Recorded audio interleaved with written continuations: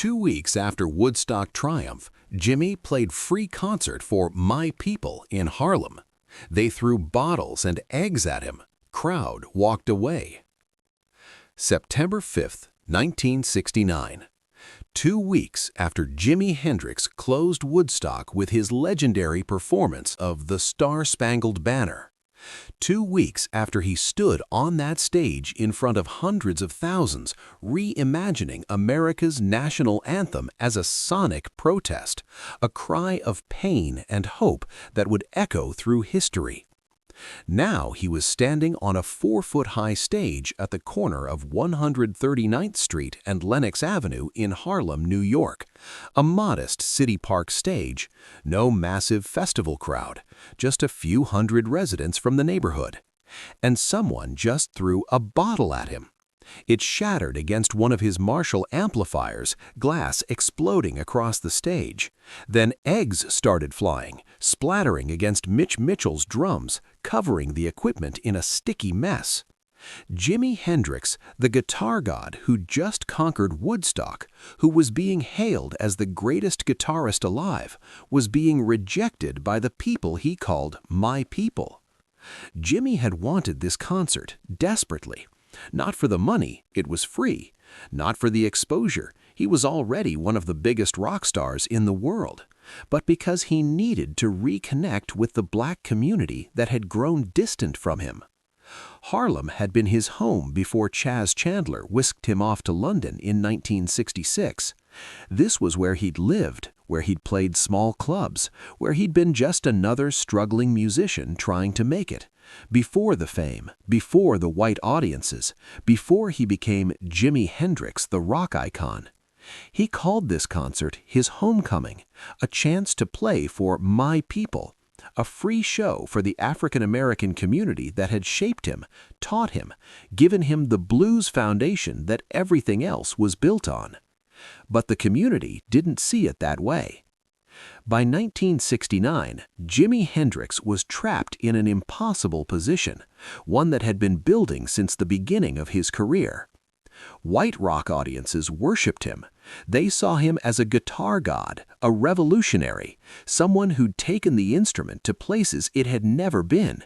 His albums sold. His concerts sold out. Eric Clapton, Jeff Beck, Pete Townshend, all the white guitar gods acknowledged him as superior. He'd closed Woodstock, for God's sake. He was rock royalty. But black radio wouldn't play his music. Not one African American station in America played Jimi Hendrix songs during his lifetime. Not one. Zero airplay on the stations that defined what the black community was listening to. Jimi had even visited black radio stations personally, walking in to ask them, almost beg them to play his records. They refused every time. His music was too white, too psychedelic, too hippie, too weird. Not soul, not Motown, not what black audiences wanted to hear or what black radio wanted to program. The cruel irony was that Jimi had paid his dues in black music. Before London, before Chas Chandler, before the fame, he'd spent years grinding on the Chitlin Circuit, that network of black clubs, theaters, and juke joints across the segregated American South where black performers entertained black audiences who had nowhere else to go in Jim Crow America. He'd backed Little Richard, one of the founding fathers of rock and roll.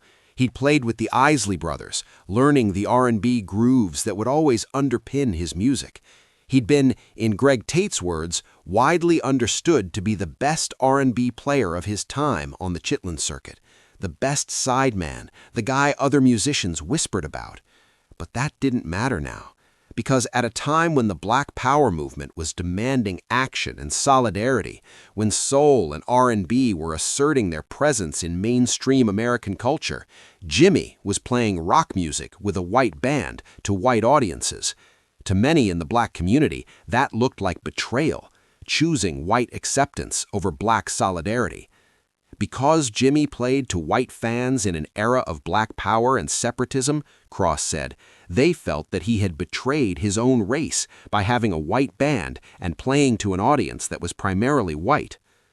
The concert was supposed to be a triumph. Jimi had just played Woodstock, the defining cultural event of 1969, and now he was coming home to Harlem to share that magic with his own community. He'd even changed his band for this. At Woodstock, he'd performed with Gypsy Sun and Rainbows, an expanded lineup that was all black except for drummer Mitch Mitchell. Billy Cox on bass, Larry Lee on guitar, Guma Sultan and Jerry Velez on percussion. It was his way of reconnecting with his roots, with black music, with where he came from. The Harlem concert was organized by the United Block Association, a community group run by twin brothers Arthur and Albert Allen, Jimi's old friends from before he was famous. It was part of a street fair at 139th Street and Lenox Avenue, free admission, open to everyone, a gift to the neighborhood. But Jimi arrived late, as he often did, and by the time he got there, much of the crowd had already drifted away. Only a few hundred people remained, many of them residents who had no idea who Jimi Hendrix was or why they should care. The band set up their equipment on that modest 4-foot stage, 4 Marshall amplifier stacks, massive towers of sound that seemed absurdly oversized for a neighborhood block party. Mitch Mitchell's drums, Billy Cox's bass rig, all the gear that had conquered Woodstock, now squeezed onto a small platform at a Harlem street corner. As they were getting sound levels, testing their instruments, it started. A bottle came flying from one of the surrounding tenement buildings. It sailed through the air and smashed against the base of one of Jimi's Marshall stacks, glass shattering everywhere. Then eggs, one after another, thrown from the crowd, from windows, splattering against Mitchell's tom-toms, covering the stage, the equipment, sending a clear message: you're not welcome here. Jimi looked out at the crowd. These were supposed to be his people, the black community he'd grown up in, learned from, been shaped by. The people he'd wanted so desperately to connect with, to prove himself to show that he hadn't forgotten where he came from. And they were throwing bottles and eggs at him. He was jeered, Cross recounts in his biography, Room Full of Mirrors. People heckled him. They didn't like him. To understand what happened at that Harlem concert, you have to understand the racial tensions of 1969 America and how Jimi Hendrix's career had unfolded in that context. This was the height of the Black Power movement. Malcolm X had been assassinated 4 years earlier. Martin Luther King Jr. had been murdered just the year before, sparking riots across American cities, including Harlem itself. The Black Panthers were demanding armed resistance and community control. Race relations in America were at a breaking point, with cities burning and communities drawing lines in the sand. In this supercharged atmosphere, everything became political. What you wore, what you listened to, who you associated with, all of it was a statement about where you stood. And Jimi Hendrix, with his white bandmates, his white audiences, his psychedelic rock music that didn't fit into soul or R&B, looked like someone who'd made his choice, someone who'd abandoned his community to chase white acceptance and white money. It didn't matter that Jimi's music was deeply rooted in the blues tradition, that he'd spent his formative years on the Chitlin Circuit, that network of black clubs across the segregated South where black performers played for black audiences, that he'd backed Little Richard, learning showmanship from one of rock's original black pioneers, that he'd played with the Isley Brothers, soaking up R&B and soul, that he'd learned everything he knew about guitar from black masters like B.B. King, Muddy Waters, Curtis Mayfield, and T-Bone Walker. None of that history mattered when you looked at the present reality. What mattered was what they saw: a black man playing white music for white people, getting rich off it, living the rock star lifestyle with white girlfriends and white bandmates, speaking the language of white hippie counterculture. You could not dance to it, one observer noted about Jimi's music. In the black community of 1969, that was damning. If you couldn't dance to it, it wasn't black music. Motown had proven you could make black music that crossed over without losing its essential blackness. You could still dance to it, still feel the groove, still connect to the tradition. But Jimmy's psychedelic explorations, his feedback experiments, his 10-minute guitar solos, that was white music, rock music, not what black audiences wanted. There was also the stereotype issue. Some in the Harlem crowd saw Jimi as exactly what white audiences wanted from a black performer: hypersexual, drug-addled, exotic, wild, the wild man of Borneo, as some London press had called him, the Black Elvis, a spectacle more than an artist. And underneath all of it was hurt. The black community felt abandoned by Jimi. Here was one of their own who'd made it big, but he'd made it big by leaving them behind, by playing for white kids at white festivals, by never coming back until now. But Jimi didn't leave the stage. Despite the bottles, despite the eggs, despite the jeers and the heckling and the clear message that he wasn't wanted, Jimi Hendrix did what he always did. He played his guitar. And something remarkable happened. His talent was undeniable.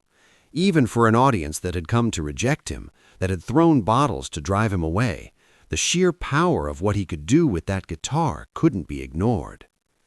He played Purple Haze, Foxy Lady, Voodoo Child, the songs that had made him famous, but now infused with something more, a desperation, a need to prove himself, to show that he belonged, that he was still one of them, even if his path had taken him away.